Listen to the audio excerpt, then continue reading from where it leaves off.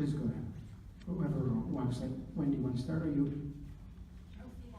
But, no, You- I think Shawn will start. Okay, no problem, thank you. All right, good morning. Sorry, Cassie. Thank you, Representative Andrade and members of the committee for inviting me today. My name is Shawn Davis. I'm an adjunct industry professor at the Illinois Institute of Technology. I've taught a cybersecurity course over there for the last 5 years. I'm also the director of digital forensics at the Edelson PC law firm, where I organize and run a team of technologists that investigate various abuses against consumers. Today I'll be presenting an overview of privacy and security risks from student data collection. So my presentation will be broken into two main parts. The first part will cover the various parties that are collecting student data. Then we'll go into some of the risk examples for privacy and security relating to those entities. And just to note, everyone should have a copy of my presentation if you want to follow along. All right, so getting into the first section, so parties collecting student data. As we've heard the other speakers talk about, this is a large ecosystem. There are a lot of different entities that are involved in terms of education technology and data being shared. So I'm just briefly going to go through who the parties are in this space. So the main party includes learning management systems, also known as LMS. Here's where we have Google Classroom, Pearson Connexus, Blackboard, Moodle, and Modo. And these are used to manage coursework, organize content, it allows for grading of student assignments, and also educators to provide feedback. So a lot of information going through that. Then we get into content providers, and they basically provide course cartridges which will have the lesson plans. So math lessons, social study lessons, things like that. Some of the main providers that end up receiving student data are Waggle, we have Pearson MyLab, and we have HMH. The next category is adaptive learning, and here's where we get into big data. So adaptive learning is essentially analytics on students and education data in general. So the purpose of this software is supposed to be to gather analytics on student behavior in order to adapt instruction. So if one particular student is having problems with certain types of, let's say a math problem, maybe more instruction would be adapted for that student. Newton is the main player in this space, also McGraw-Hill, Alex. I will notice that Newton is partnered with the 3 content providers that I mentioned. They're also partnered with a lot of LMSs. Next area that receives student data, we have online assessments. So in Illinois, all students in public schools take the PARCC exam. That's run by Pearson Access. Also, ISB runs the Illinois Science Assessment, so student performance data could be uploaded for both of those. Then we get into the SAT. In Illinois, currently the SAT is in paper form. I've heard that they're considering moving that to online. In terms of surveys, which one of the parents had mentioned, College Board, they have pre-college surveys, and essentially they'll ask students various information that I'll get into later, but very detailed information that ends up being sold to various parties.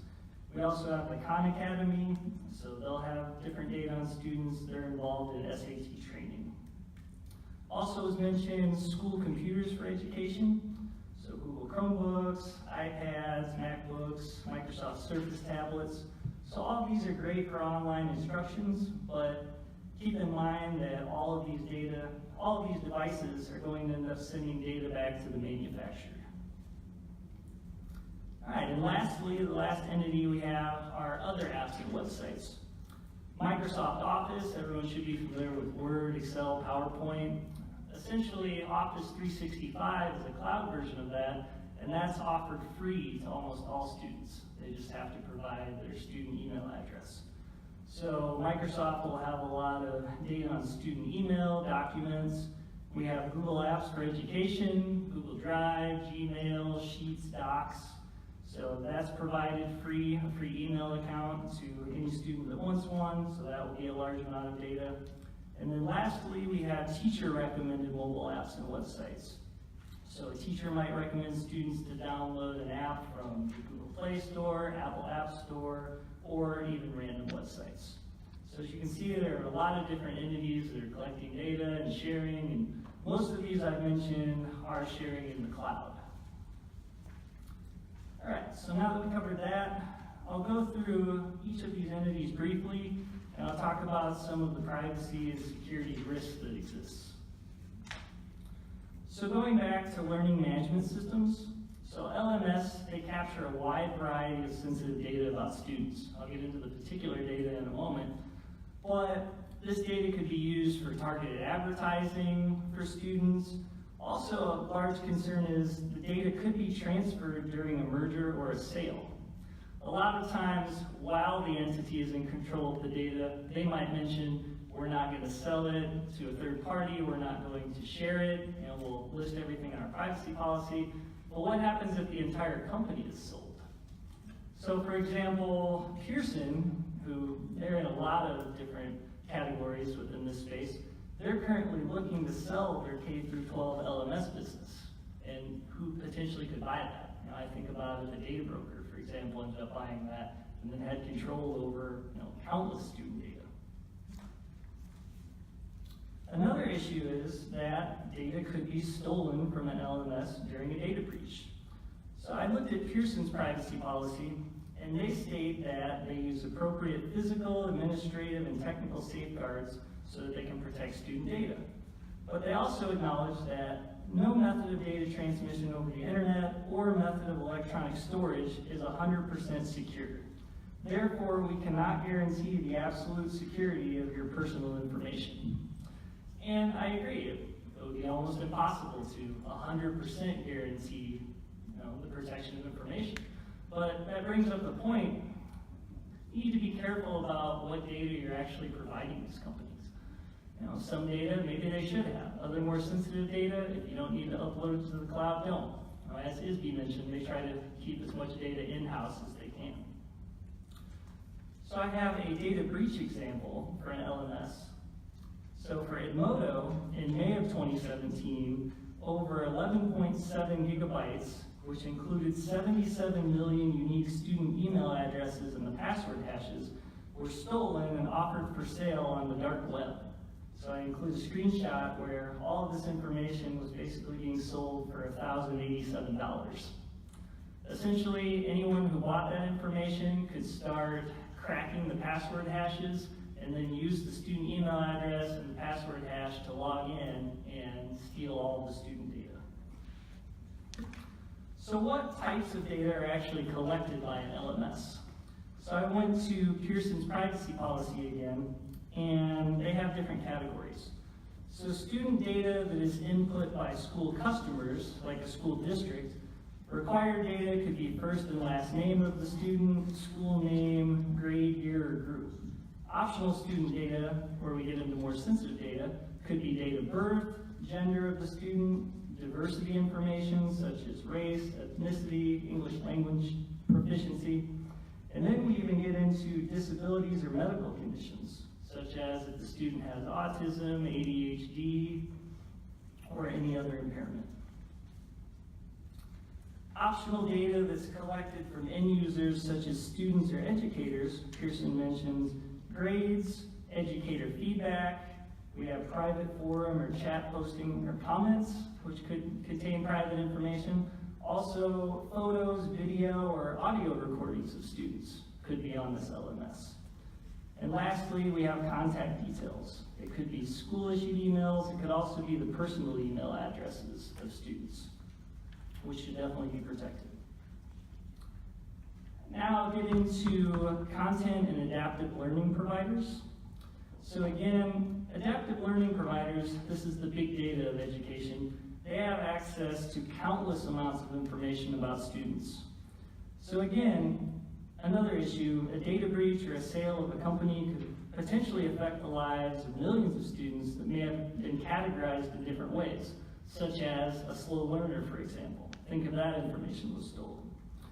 Another issue is schools might not even be aware that content providers are using adaptive learning.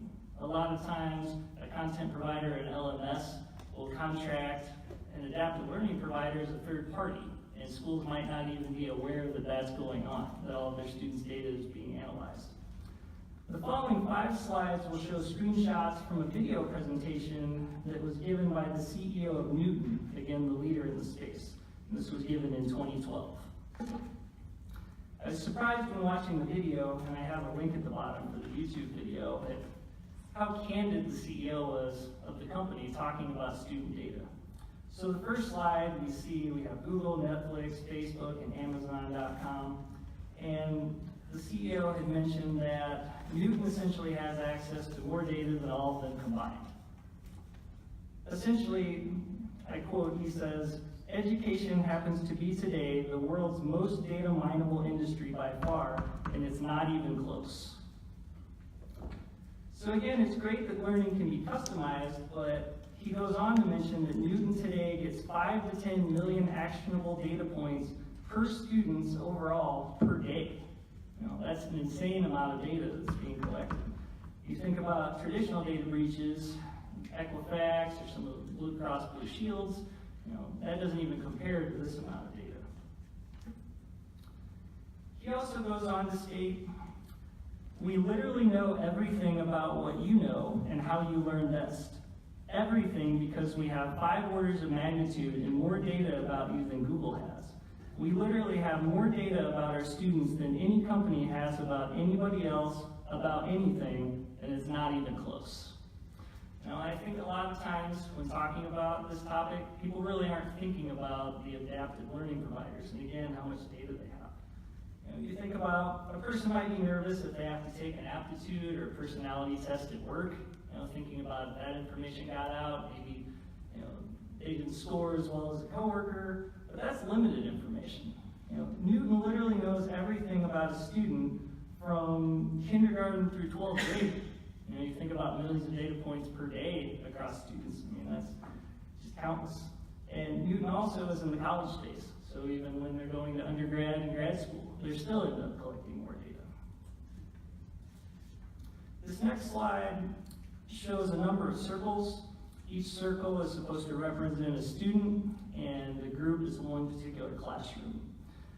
So if a student actually knew that adaptive learning was happening, again, maybe they might be worried about them being categorized as a low performer. And if that data was stolen, maybe that would be out there in the world.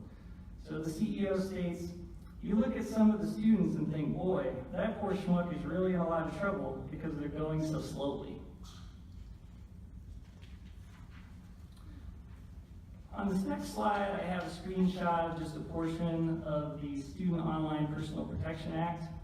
So it essentially says, "This act does not limit the ability of an operator to use student data, including covered information for adaptive learning or customized student learning purposes." So again, operators often partner with adaptive learning providers, and they might not be disclosing that this partnership exists to schools. At minimum, operators such as LMS or content providers really need to be very transparent about what adaptive learning providers are storing, how long they're storing it, and any sharing that's occurring. All right, moving on, getting into assessment tests and SAT surveys and training. One item, students prior to taking the SAT are presented with surveys asking about detailed information such as grades and interests. One survey provider is scholarships.com. They even get into areas such as citizenship status and even HIV status, which they definitely should not be collecting. Last month, the New York Times determined that survey data on millions of high school students was up for sale for targeted advertising. And again, if students want to provide their grades and interests, that's one thing, but HIV status was shocking to read about, but that information might be sold. Again, this was from scholarships.com, collected those particular areas, and the New York Times article mentions that scholarships.com, their particular broker, offers its student data to marketers of student loans, credit cards, and smartphones. Our next area are school computers for education. And as a parent mentioned, you know, it's nice that students have the ability to have a computer, they can do online learning, but but often their student will just show up one day and just bring this computer home. You know, there's little transparency about what data could be collected, sent to the manufacturer, what the school is collecting. So in 2015, the Electronic Frontier Foundation, they alleged in a complaint that Google had turned on Chrome Sync by default on Google Chromebooks, which essentially enabled Google to collect and use students' entire browsing history and other data for its own benefit, unrelated to authorized educational or school purposes.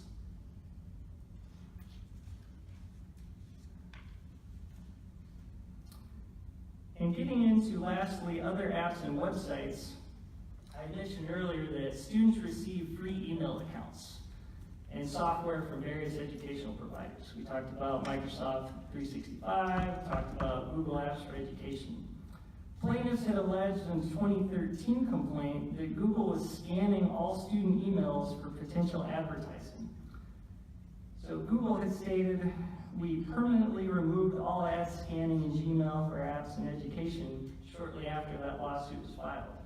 But that feature really shouldn't have been turned on in the first place. And that begs the question, unless there are subpoenas or lawsuits, a lot of times we might not even know what these large companies are doing in the background. So again, be careful about the amount of data that you're actually giving to them. Also, teachers may recommend various websites and apps to students. Some might be vetted by a district, some might not be. So the issue is that websites and apps that are not marketed for education are exempted from following the requirements of the Illinois Student Online Personal Protection Act, and are most likely not protecting student data. But also, a recent EFF survey found that out of 152 apps that actually were marketed for education, only 118 of those apps had published privacy policies online. So in conclusion, overall, there's a lack of transparency about what data is being collected on Illinois students and what it's being used for. Districts and schools definitely post privacy policies for students and parents for all apps, sites, and devices. Districts also need to hold vendors accountable. Make sure they don't have vague policies or have no policies at all. Districts should ensure websites and apps marketed to education or protecting student data. And schools should especially vet any general websites or apps before recommending them to students and parents. So as CPS talked about earlier, and ISB, it sounds like they have a lot of resources. Within Chicago Public Schools, I'm sure they're testing a lot of the apps that are being used before students look at them. ISB, it sounds like they have some governance that they look at. But again, I'm mainly concerned with the smaller school districts. So they most likely don't have technologists on staff that are going to take an app that students going to use, try to capture the network traffic, and see what's actually being sent so that they don't have to rely merely on a privacy policy. I think it would be a good idea to have some sort of task force, which different schools within Illinois would be able to leverage. So, in closing, school districts should limit the amount of sensitive information that's being provided to online educational services. So then if a data breach or a sale or a merger of a company occurs, at least students are not as exposed. And that concludes my presentation. Thank you. Thank you, Professor. Is there in your past research, are there any United States that have good legislation that you would say? I would say California probably has the most legislation in this area. Again, I'm not a lawyer, but again, even aside from the legislation, I just think there really needs to be, some sort of overall entity that's really keeping track of this. I mean, ideally, I don't know how feasible this would be, but I think it would be great that, from the state level, here are all the apps that are recommended. The state has tested all of these apps. We know these are good to recommend. So then it's not a matter of school districts are just kind of picking willy-nilly what apps they're going to use. Now, like you said, any legislation is never going to prevent human error. It's a fact. Please proceed.